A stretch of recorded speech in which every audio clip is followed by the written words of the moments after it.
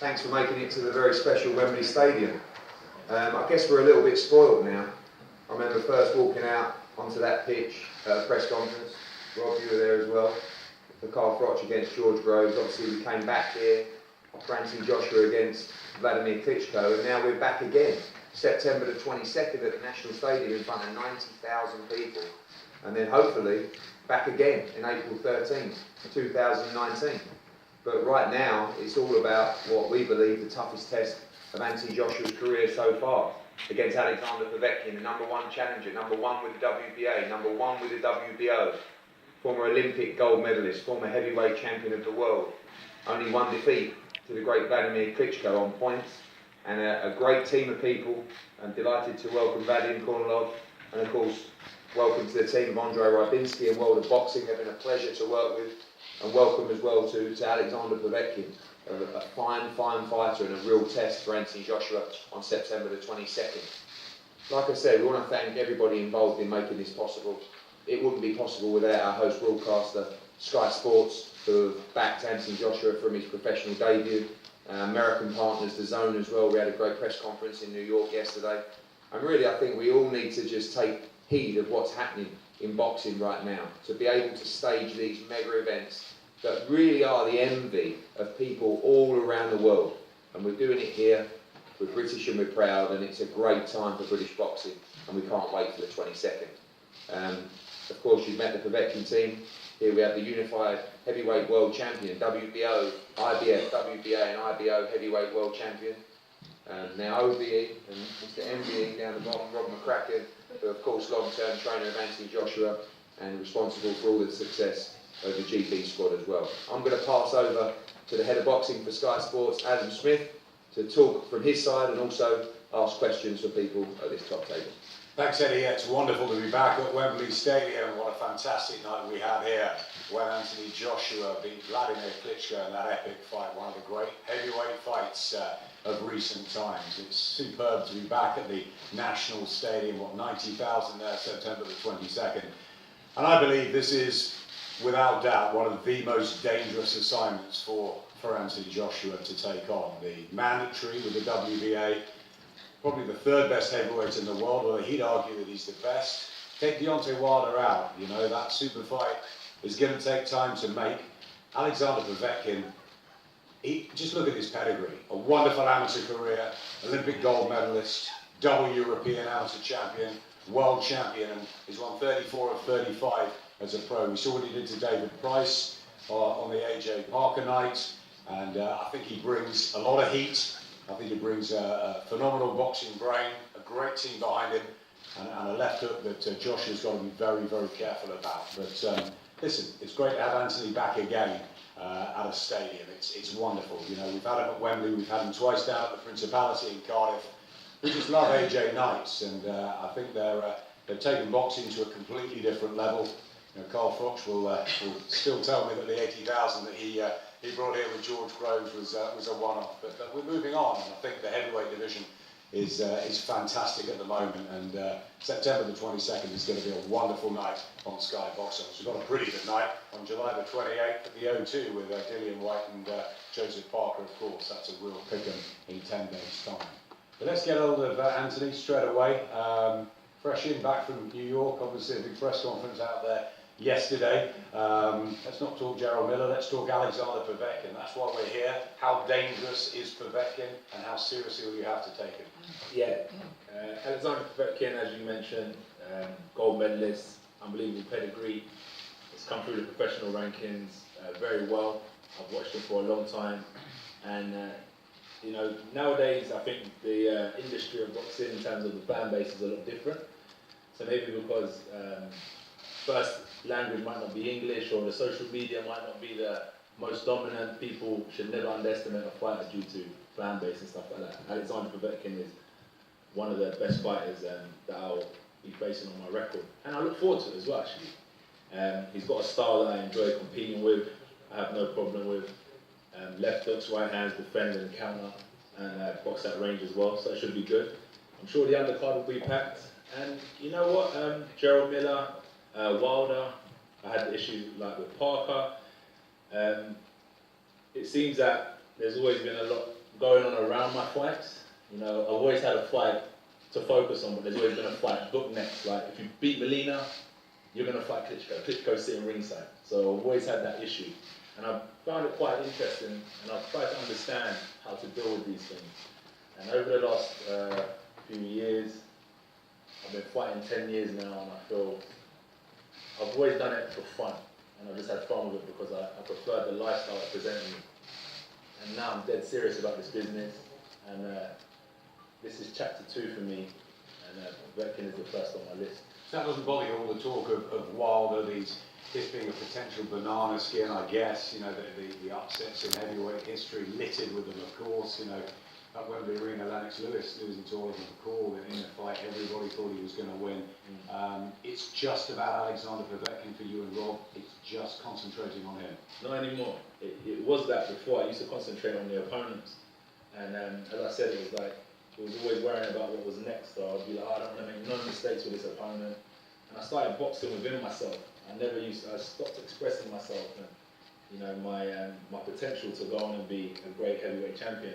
Even though I have these titles, it's about proving your stock worth every time you fight. And now it's not just about Povetkin, it's not just about Wilder. It's about me, my legacy, and reaching my potential. So all comers are welcome. And as I said, in this chapter where my mindset is different because I understand what I'm involved in, Alexander is the first person on my list. What's been the difference, though, that's made you do that? The growing maturity as you reign as a world heavyweight champion with all those belts in front of you. What's been that difference? I spend a lot of time studying. I spend a lot of time looking in the mirror at myself. And I listen to Rob as well. And then I'm not too interested in like the praise or the criticism. I just have to look at myself. And then sooner or later, if you look in the mirror hard enough, you'll find the answers of who you really are, what you're trying to achieve. And I've been doing that since I started boxing. And as I said, I only box for fun. I went to boxing because it taught me discipline, to control egos, keep humble. And I've always said that. And now it's more about, I know I'm good at this. And I've built my mindset over the last 10 years. Now I feel very, very confident. And I've learned about my weight, my boxing style. And as I said, this is a new chapter. I think I've got 10 years left in boxing. And I want to really cement my legacy. You really believe that, 10 years? Yeah, because I think now science, information, and people have done it. Foreman, Bernard Hopkins, and my friend now, Klitschko, went on to 40.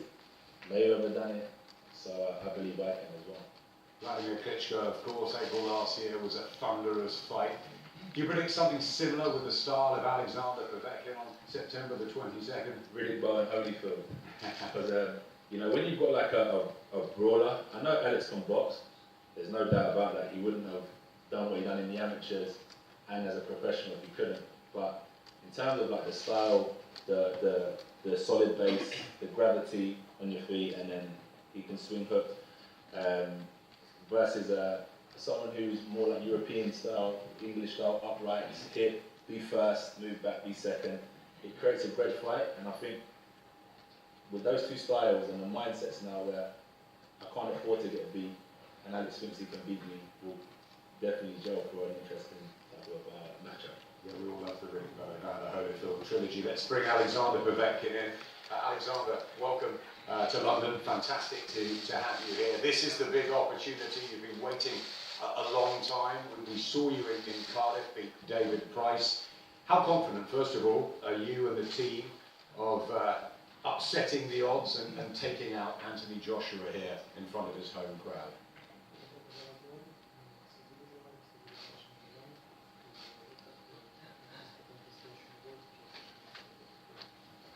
Добрый день. Вы знаете, я очень рад, что состоится этот поединок, потому что я считаю, что Энтони один из самых сильнейших сейчас в мире, и он это не раз доказал. И, наверное, каждый боксер, который тренируется, идет к тому, чтобы встретиться с самым сильным. Вот я очень рад, что это произошло. Good afternoon, everyone. I'm very happy to be here. Thank you for your warm welcome. regards to the upcoming fight, I want to say that Anthony Joshua has proved he's one of the strongest fighters here, and I'm very excited about this fight. Both of us have been training very hard before it. How do you beat Anthony Joshua? No one's done it yet. What are the tools that you believe you possess? Is it the pedigree, the experience you've had over the years? What do you bring to the table that's different to the other fighters that have faced Joshua before?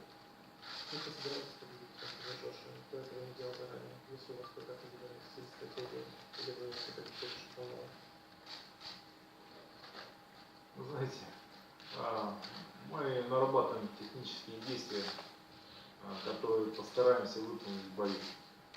Я понимаю, что Энтони Джошуа на данный момент чемпион мира, что простого боя не будет, но мы к этому готовы.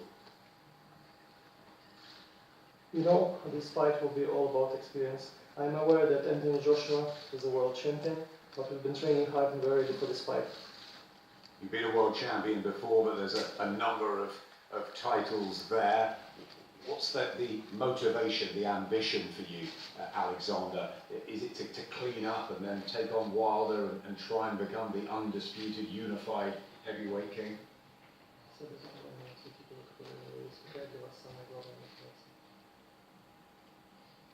Вы знаете, для меня мотивация есть уже, потому что он чемпион мира, что он является сильнейшим боксером. Вот это для меня, наверное, самая основная мотивация. The best motivation for myself would be the knowing that he's the world champion and I will be fighting him very soon. Let's bring Vadim in. Vadim, tell us a little bit about the team behind Alexander, about the camp that he's going to have in Russia, and how dedicated this athlete is and has been over the years. I would say that there's no question that come September 22nd, we're not gonna see all the hype that we've seen so far from Wilder, Miller yesterday. This fight is probably not going to accompany a lot of that because both of these guys are they're both gentlemen and they're very respectful of each other. They're respectful of everybody. But there's no doubt that this is going to be probably one of the best fights we're going to see. And we all saw Joshua against Klitschko, which many consider to be fight of the year. It was just one of those fights nobody's going to forget.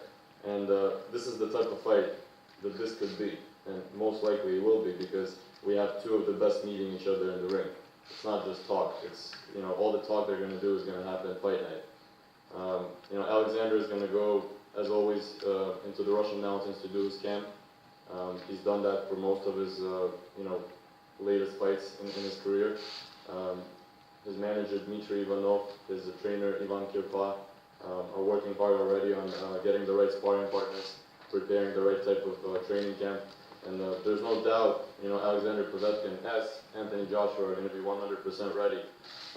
We all know that at the end of the day, if Anthony Joshua had a choice, he would probably not choose Povetkin for this fight. Maybe if Alexander Povetkin had a choice, he would probably maybe choose another opponent. But that's what makes this fight very interesting. I think it's probably the two best guys, maybe pound for pound, meeting each other in the ring. And I think all the attention is going to be there fight night. Yesterday, Miller tried to steal the show at the press conference in New York. We all understand it's just a lot of PR that these guys are trying to get to attract attention to themselves. At the end of the day, most of these guys that are talking don't even want to be in the ring with either of these guys. And these guys are both the type of guys that love a challenge. As Anthony said, he knows what he's in for. So does Alexander. But they both love a challenge, they love boxing, and they want to prove themselves. And I just want to say that it's been a pleasure. We've had a couple of mishaps. It was not as easy trying to make this fight as usually it is with the other things that we've done with Matchroom and Eddie. It was a little more difficult, but it's that type of fight. And in any case, it was a pleasure, and everything went very well. And we look forward to a great, great event. It's a real fight, it's a really good fight, and Alexander will be in the Russian mountains. Anthony will be up in Sheffield alongside Robert McCracken. As always, Rob, it's a real one, this, isn't it? It's a dangerous one. Yeah, it's a real fight. Two former Olympic champions, current world champion, former world champion. It's a stadium fight, and the reality is you know, if you're going to box at Wembley Stadium, you've got to fight the best, and that's what Anthony's happy to do. He's showed that in choosing to fight Povetkin next, and it's going to be a great fight. You've obviously experienced Wembley a fair few times yourself. How do you think that will affect him, Povetkin? Obviously he's well travelled as an amateur, and he'll bring everything, won't he? He's been to Wales, he's fought on that stage as well. Yeah, he's very experienced. I don't think it'll overly phase him, but obviously the challenge of boxing Anthony Joshua, 10 years younger, height, reach, power, ability, will show during the fight. But Povetkin, he'll go to the Russian mountains. He's technically very good. He's got good power as well. He's got a very good jab that's underrated. So Anthony and myself will take him deadly serious. We'll prepare diligently for the challenge, and we expect a real challenge on September 22nd. Yeah, as Vadim says, maybe both fighters wouldn't have chosen each other, but it's been mandated. Would you have chosen it as a fight for AJ? I honestly think that at this stage in Anthony's career, we would have, because Povetkin's a tremendous fighter. He's been a world champion. If you're going to stay at the top, and Anthony wants to have a legacy, he wants to become a boxing great, he really does, that's his ambition, because he's achieved so much already. This shows what he's about, and fighting somebody like Povetkin will give you the kudos of challenging him, hopefully beating him, and then we'll take you to the next level, and then you'll defend more comfortably in the future against awkward opponents and technically good opponents. A different style as always, Vladimir Klitschko, then Carlos Takam, although you were preparing for Kubrat Pulev for that one, then Joe Parker, something a bit different. What are you going to do in the camp that is, you know, specifically for Alexander Povetkin? Sparring partners, AJ's weight, what's going to be different for this one? I think his weight's good already. He's lighter than when he fought Carlos Takam. He hasn't even gone into full camp yet. I think the opponent's very different. He's technically good. He's coming to win. He's not going to be phased. We saw that in the Klitschko fight. It was a hard fight, and he stayed in there and he was looking for a way to win all the way through. So, you know, we'll get the right sparring partners in, and we'll work on the right drills, and we'll get Anthony in the best of shape. So on the night it happens, it flows naturally, and it'll be a great fight, and I'm sure Povetkin will give it 100%, but we're very confident. Anthony, let's finish with you. Obviously, being in New York, back here at Wembley, stadium fights all the time. What is this doing for boxing generally? You know, both in the USA, in the UK, these huge shows. First of all, how much are you privileged to be sort of leading the way? And what do you think it's doing for the young getting into the sport? I mean, it surely can only be massive for it. Yeah, remember, it takes all of us on this table, everyone out there to kind of bring the sport to where it is. Boxing is a giant in itself. And, but also, when I first turned professional, I do remember that it was a bit stagnant, and there wasn't the investment that was needed into boxing. So we worked tirelessly in the UK. I'm not talking about anywhere else, but in the UK we worked tirelessly. And I think that, you know, competition is important to get the interest. Good fights, good names, will generate the interest. So I feel it must be difficult for Eddie as well, or other promoters, because they have fighters that want to go to the big time, but don't want to fight people. So how can you balance that? So I just realised that if I want to get to the big time, I'm going to have to take risks. Early on in my career, you know, I've been dropped, I've been 12 rounds, I've put on weight, I've lost weight, I've trained certain ways that I shouldn't know. I've learned about boxing specific training, and I'm a lot more experienced, I'm older. And so when I talk about things like, it's not about him or him anymore, I think it reverts me back to my reflection on the amateurs. Is when you're going to the World Championships or the Olympics, I have to look at that end goal of getting that gold medal for my country. So it's not just about, oh, I'll fight this person, that person, that person. You know what I mean? There's a tournament, and I feel like right now I'm back in the tournament stage where I have to get through Quebec, and I have to get through Warrior, and I have to get through who's next in order to create this legacy. And it's great because people can relate to that, and they're part of this journey right now. It's resonating with the Americans, with the Russians, with the English, with the Africans. It's a great time for boxing, and I wouldn't say I'm leading the way, because as I said, I feel like we're all pushing this forward. And it's interesting to see who else is with me on this journey, not for the hype, but for the tough challenges and real competition. finally you put your flag in the sand and said it's London, it's Wembley. The next two fights, it's September 22nd, it's April the 13th. So the British supporters, your followers, are going to be hugely excited about the next few months, aren't they? Yeah, man. It's phenomenal. I just heard that the tickets sell. I don't think he's got any worries to that. Don't worry too much about that. Talking of tickets, they go on sale Monday on pre-sale, Tuesday on general sale. I just want to echo what's been said here again, and thanks to Vadim for those words as well. These are two great fighters who love a challenge. And we do live in a sport full of hype. We've seen that particularly over the last 24 hours, but Alexander's been there, he's done it, he's fought some great fighters as well, but this young man is a phenomenon, and all those things he says he's learnt in his career. He's had 21 fights. And if you want to take an independent ranking system like the Ring magazine, in his last fight he boxed number 3, which was Josie Parker. This time he's boxing number 3 again. He boxed number 1 in Vladimir Klitschko at the time. He's beaten number 6 in Dillian White. He's beaten number 7 in Dominic Brazil. He's beaten, at the time, I think, number 9 in Carlos Takam. He's had 21 fights. The pace that this young man is moving at and the challenge that he is willing to accept and take is fantastic for the sport of boxing, because we know he could sell out this stadium in a much, much, much easier fight.